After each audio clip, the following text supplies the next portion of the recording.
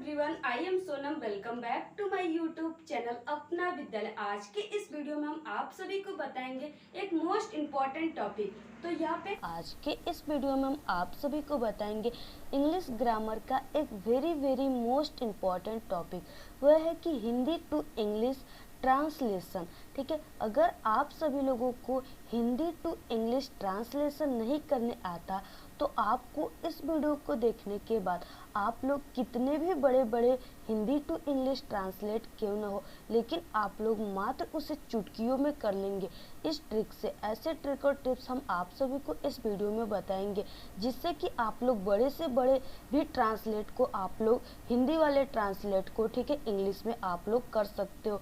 तो आप लोग वीडियो को बिना स्किप के एंड तक देखिए, आपके लिए वीडियो बहुत ही इंपॉर्टेंट होगा, क्योंकि जो आपके हिंदी टू इंग्लिश ट्रांसलेट करने के लिए आता है वो आपके क्लास 10th और क्लास 12th और इसके अलावा कोई भी क्लास हो उसमें जरूर आता है। ठीक है, और आपके लिए ये जानना सीखना बहुत ही इम्पोर्टेंट है। तो यहाँ पे अगर आप सभी लोगों की इंग्लिश कमजोर है फिर भी आप लोग हिंदी टू इंग्लिश की हम ऐसे ट्रिक बताएंगे और सभी रूल्स बताएंगे, जिससे कि आप लोग चुटकियों में किसी भी हिंदी टू इंग्लिश ट्रांसलेट को बहुत ही अच्छे तरीके से कर सकते हैं। तो यहाँ पे देखिए, हम आपको बता दें पहले कि इस ट्रिक से जिसे इंग्लिश पढ़ने नहीं आता, ठीक है, वो भी ट्रांसलेशन कर लेगा और टीचर खुश होकर उसे पूरे नंबर देंगे। यानी ऐसी ट्रिक हम आपको इस वीडियो में बताने वाले हैं। तो यहाँ पे देखिए, अगर आप सभी लोगों के बोर्ड एग्जाम में कोई भी ट्रांसलेट आ जाए, ठीक है, कितना भी बड़ा क्यों ना हो, लेकिन आप लोग अगर हमारे इस वीडियो को बहुत ही ध्यान से समझेंगे तो आप लोग उसे चुटकियों में कर पाएंगे। इससे पहले हम आप सभी को बता दें कि आपको सबसे पहले वाक्य को पूरा पढ़ना है, ठीक है, और उसे पहचानना है कि वो कौन सा टेंस है। तो जैसे यहाँ पे एक दिया हुआ है, ठीक है, हिंदी, और इसका आपको इंग्लिश में ट्रांसलेशन करना है। तो यहाँ पे दिया हुआ है कि एक ईमानदार व्यक्ति सदैव न्याय और सच्चाई के पथ का अनुसरण करता है। ठीक है, जो कि ये जो है दिया हुआ ये वेरी मोस्ट इम्पॉर्टेंट है और ऐसे ही आपकी बोर्ड एग्जाम में आते हैं। ठीक है, बिल्कुल ऐसा ही आता है। तो यहाँ पे देखिए, एक ईमानदार व्यक्ति सदैव न्याय और सच्चाई के पथ का अनुसरण करता है। ठीक है, इसके बाद वह कभी किसी को धोखा नहीं देता है। ईमानदारी सच्चे सुख व शांति का स्रोत है।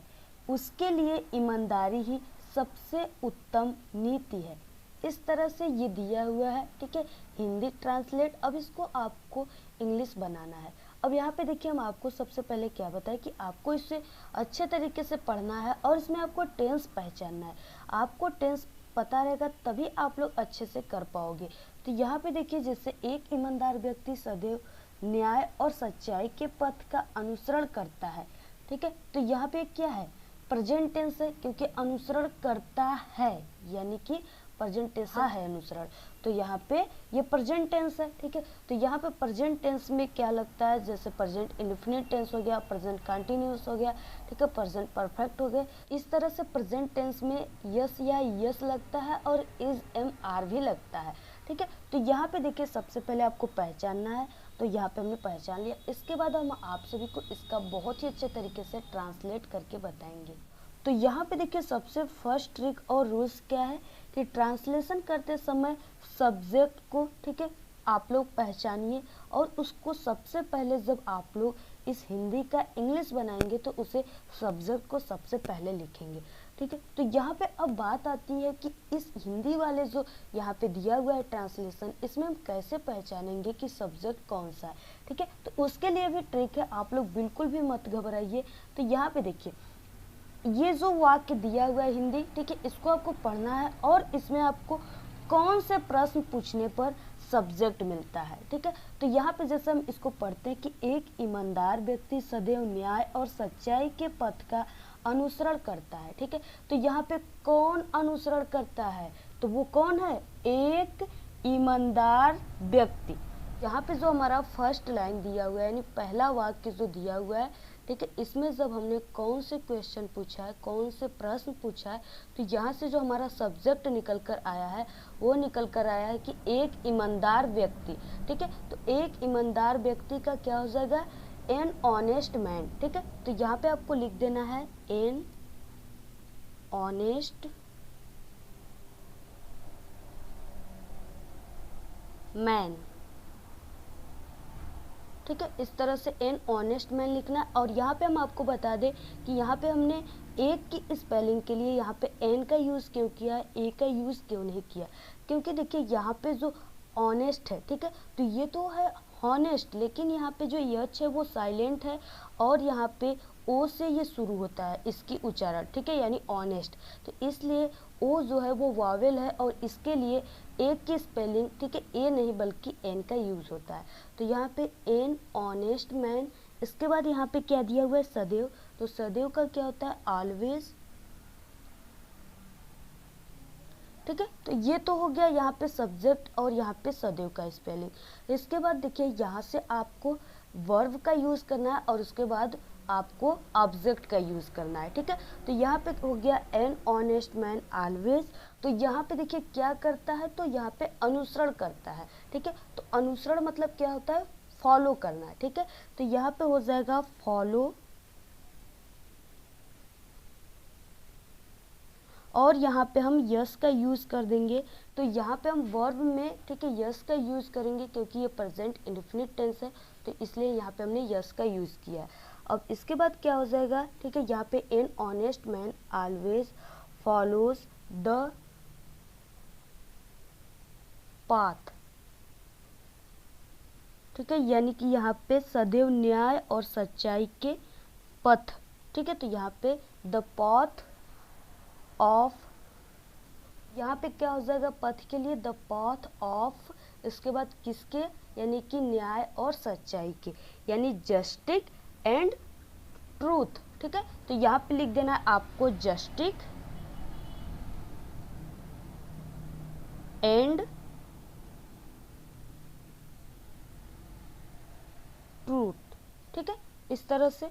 तो यहाँ पे ये वाक्य क्या हो गया, बनकर तैयार हो गया। यहाँ पे आपको फुल स्टॉप करना है। इसके बाद नेक्स्ट यहाँ पे दिया हुआ है, वह कभी किसी को धोखा नहीं देता है। यहाँ पे हम कौन से क्वेश्चन पूछेंगे, सब्जेक्ट के लिए कौन नहीं देता, तो वह, ठीक है। तो वह की क्या होगी, ही, ठीक है, वह की क्या होती है, ही होती है। तो ही, फिर उसके बाद यहाँ पे कभी नहीं, कभी नहीं के लिए क्या लगता है, नेवर। तो यहाँ पे हो जाएगा नेवर। फिर उसके बाद यहाँ पे क्या है, किसी को धोखा नहीं देता है, ठीक है। तो यहाँ पे यानी कि धोखा क्या हो जाएगा, चीट्स। चीट्स में क्या होता है, धोखा, ठीक है। तो यहाँ पे चीट्स ऑन यानी कि धोखा, ठीक है। तो यहाँ पे चीट्स ऑन। इसके बाद क्या है, यहाँ पे किसी को यानी एनीवन, ठीक है। तो यहाँ पे आपको फुल स्टॉप देना। इसके बाद नेक्स्ट लाइन क्या है कि ईमानदारी सच्चे सुख व शांति का स्रोत है, ठीक है। तो यहाँ पे कौन है, तो वो ऑनेस्टी है। तो यहाँ पे आपको लिखना है ऑनेस्टी,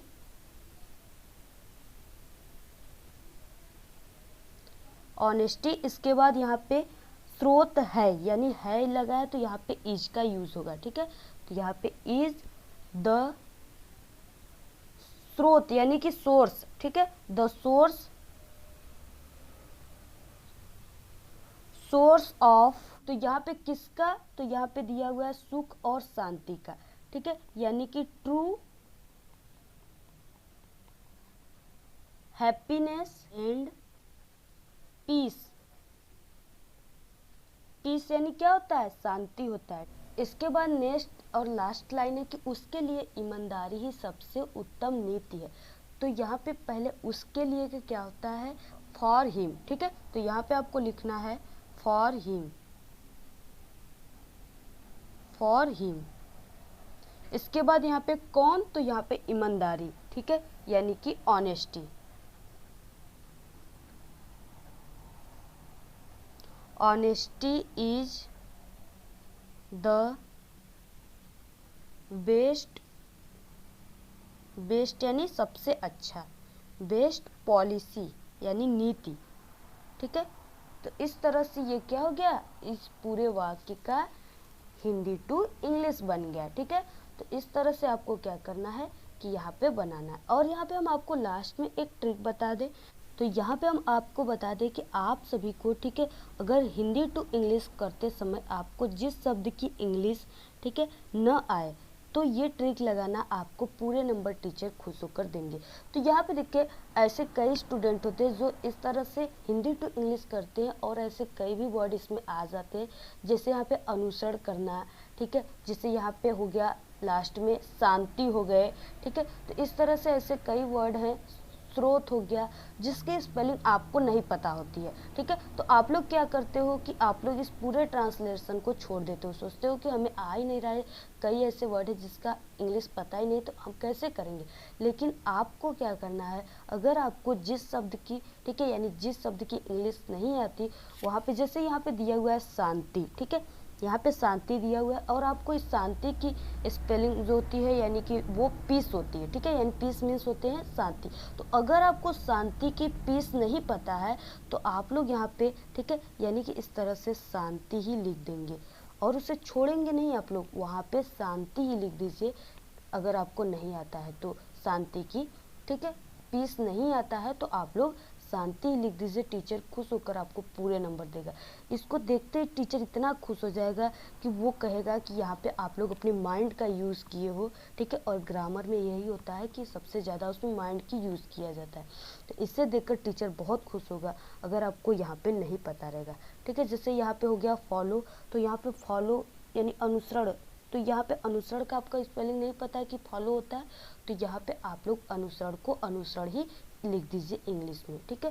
लोग बिल्कुल बहुत ही सरल तरीके से कर लेंगे हमारे इस ट्रिक से। आई होप तो आप लोग इस वीडियो को ज़्यादा से ज़्यादा अपने सभी दोस्तों में शेयर कीजिए। ये ट्रिक और रूल्स से आप लोग बोर्ड एग्जाम में ट्रांसलेट कीजिए, टीचर खुश होकर आपको पूरे के पूरे नंबर देगा, ये मेरी 100% गारंटी है, ठीक है। और आपको इसी तरह और भी ट्रिक चाहिए, जैसे इंग्लिश में बिना पढ़े लॉन्ग आंसर लिखने की ट्रिक, इंग्लिश में बिना पढ़े शॉर्ट आंसर, लेटर, ठीक है, आर्टिकल, एप्लीकेशन, तो आप लोग हमारे चैनल पे वीडियो अपलोड है, जल्दी से उसे देख लीजिए और इस वीडियो को आप लोग ज़्यादा से ज़्यादा अपने सभी दोस्तों में शेयर कीजिए, ठीक है। व्हाट्सएप ग्रुप पे शेयर कीजिए और हमारे टेलीग्राम चैनल को ज़रूर ज्वाइन कीजिए, उसका लिंक आपको इस वीडियो के डिस्क्रिप्शन में मिल जाएगा, ठीक है। कमेंट करना बिल्कुल ना भूलिए। आपको वीडियो कैसा लगा, अगर वीडियो पसंद आए तो एक बड़ा सा लाइक कर दे, चैनल को सब्सक्राइब करके बेल आइकन को जरूर प्रेस कर दे और हमारे इस वीडियो को अपने सभी फ्रेंड्स में प्लीज शेयर जरूर करें।